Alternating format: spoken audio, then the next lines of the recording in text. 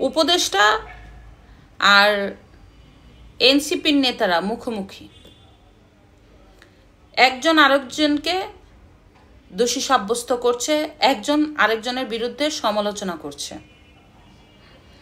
এনসিপির অন্যতম নেতা নাহিদ ইসলাম অভিযোগ করেছে অনেক উপদেষ্টারাই বিভিন্ন রাজনৈতিক নেতাদের সাথে আতাত করে ফেলেছে, কিভাবে তারা সেফ এক্সিট করতে পারে, মানে বাংলায় যদি বলি ভালোভাবে পালাতে পারে।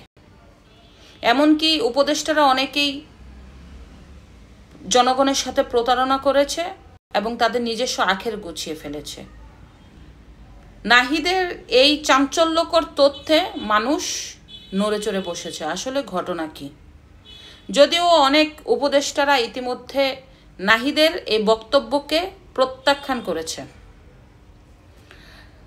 উপদেষ্টা পরিষদের অন্যতম রেদওয়ানা হাসান তিনি বলেছে যে নাহিদ প্রকাশ করুক যে আসলেই কোন উপদেষ্টা দেশ থেকে সেফ এক্সিট খুঁজতেছে। রেদওয়ানা হাসানের ভাষ্যমতে সে বাংলাদেশেই জন্ম, অনেক ঝড় প্রতিকূলতা অলরেডি সে পার করেছে, আরও ঝড় আসলেও সে বাংলাদেশে থাকবে। এরপরে এর মধ্যে আবার আসল বোমা ফাটালেন উপদেষ্টা পরিষদের অন্যতম উপদেষ্টা আসিফ মাহমুদ সজীব ভুঁইয়া।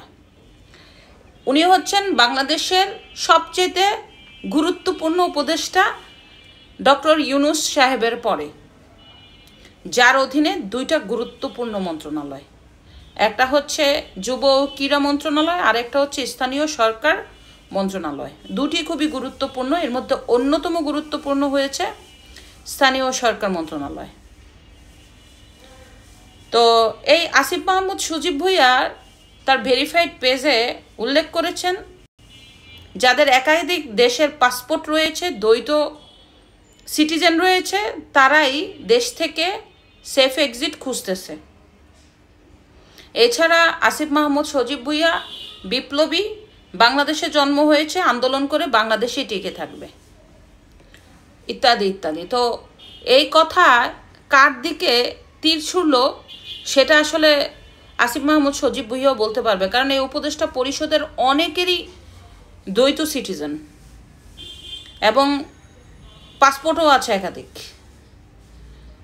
তো এর মধ্যে ডক্টর ইউনূস বিশ্বমানের নেতা, সে যদি সেফ এক্সিট খুঁজে অবশ্যই সে তো আর নর্মাল কোনো রাজনীতিবিদদের সাথে আতাত করবে না, সে আতাত করবে তারেক রহমানের সাথে অথবা জামাতে ইসলামের আমিরদের একটা বৈঠকে।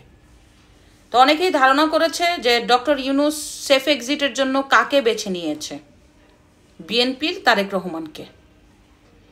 কারণ যখন লন্ডনে সফরে গেল, রাষ্ট্রীয় সফরে গেল, তখন স্টারমারের সাথে তার বৈঠক না হলেও রাষ্ট্রীয় টাকা খরচ করে সে তারেক রহমানের সাথে মিটিং করে এসেছে, আর ওই মিটিংয়ের পর থেকেই সে নির্বাচনের ঘোষণা করেছে। তো বোঝাই যায় অনেকের ধারণা ওই মিটিংয়ে তাদের মধ্যে একটা নিজস্ব আঘাত হয়েছে, কিভাবে ডক্টর ইউনূস সাহেব ভালোভাবে যেতে পারে।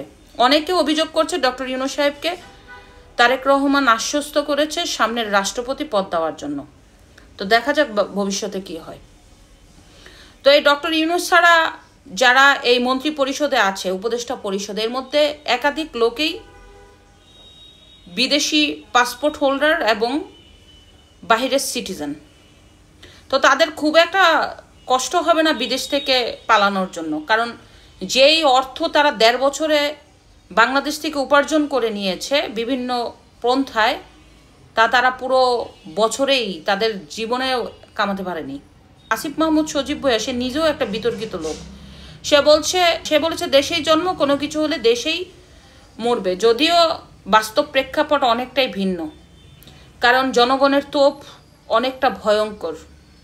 বঙ্গবন্ধুর কন্যা শেখ মুজিবুর রহমানের মেয়ে, যিনি ৫বারের প্রধানমন্ত্রী ছিলেন, যেভাবেই থাকুক ২২ বছর সে রাষ্ট্র ক্ষমতায় ছিলেন, যার কোটি কোটি জনসমর্থক রয়েছে, লক্ষ লক্ষ নেতাকর্মী রয়েছে, সেই মানুষটাই যেহেতু তোপের মুখে এক প্রকার বাধ্য হয়েছিলেন দেশ ছাড়ার জন্য। আর এই আসিফ মাহমুদ সজীব ভুঁইয়া উনি তো ওনার কাছে মানে কি সেটা আর আমরা বলবো না, ভবিষ্যতে মানুষ বলবে। তো যাই হোক, আবার এই জুলাইয়ের অন্যতম নেতা সার্জিস আলম সে বলেছে কোনো উপদেষ্টাই পালাতে পারবে না, তাদের একটাই সেফ এক্সিট, সেটা হচ্ছে মৃত্যু। তার মানে এনসিপির নেতা এবং উপদেষ্টারা এখন মুখোমুখি অবস্থানে। আসলে তাদের সবার লক্ষ্যচক্ষুর আড়ালে ভিতরে ভিতরে কি হয়েছে সেটা তারাই জানে। কারণ নাহিদ ইসলাম এত কথা বললেও সে এক সময় বলে গেছে যে আমরা খুব শীঘ্রই তাদের নাম প্রকাশ করব, কিন্তু দুঃখের বিষয় সে কেন এখন পর্যন্ত প্রকাশ করতে পারলো না? তো বিহাইন্ড সাম স্টোরি, অবশ্যই এর পিছনে রহস্য আছে, রহস্যের মধ্যে রয়েছে স্বার্থ। স্বার্থ যখন একেবারে শেষ হয়ে যাবে তখন হয়তোবা দুর্নীতিবাজ উপদেষ্টাদের নাম প্রকাশ করতে পারে, অথবা প্রকাশ করতে পারে এবং যারা রাজনৈতিক নেতাদের সাথে আঁতাত করেছে তাদের নামও প্রকাশ হতে পারে। তা এখন দেখেন, মাত্র শেখ হাসিনা সরকারের পতনের 1.5 বছরের মধ্যেই উপদেষ্টারা কিভাবে পালাবে সেই ভয়ে আছে, সেই গুঞ্জন উঠছে। কেউ কেউ বলছে যে শেখ হাসিনার সাথে নাকি বাংলাদেশের 5 উপদেষ্টা সাক্ষাৎ করেছে, যে কিভাবে আওয়ামী লীগের সাথে আঁতাত করে তারা একটা সমঝোতা করে দেশ থেকে পালাতে পারে। তো কি কি কথা উঠতেছে। সবচেয়ে বড় কথা, মাত্র 1.5 বছরেই ভাগলপুরের কথা চিন্তা করে, তাহলে বাংলাদেশকে আসলেই তারা কিভাবে পরিচালনা করেছে? মানে এক কথায় থলের বিড়াল বের হওয়া শুরু হয়েছে, সামনে আরো অনেক বাকি আছে। তাদের সম্পত্তির হিসাব নেওয়া দরকার ছিল, যদিও নেওয়া হয় নাই।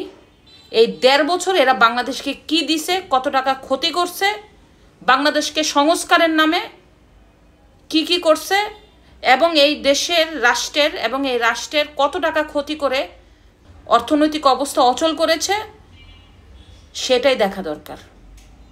ধন্যবাদ।